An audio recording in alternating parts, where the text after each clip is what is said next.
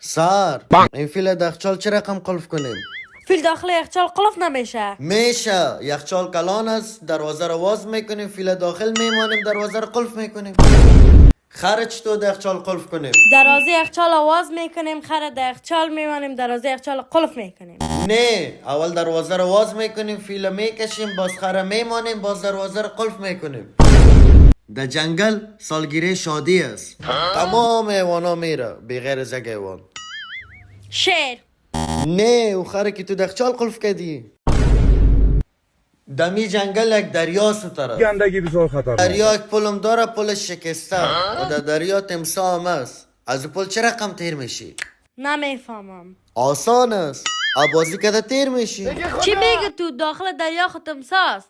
نه، تمساح خود از سالگیری شادی رفته.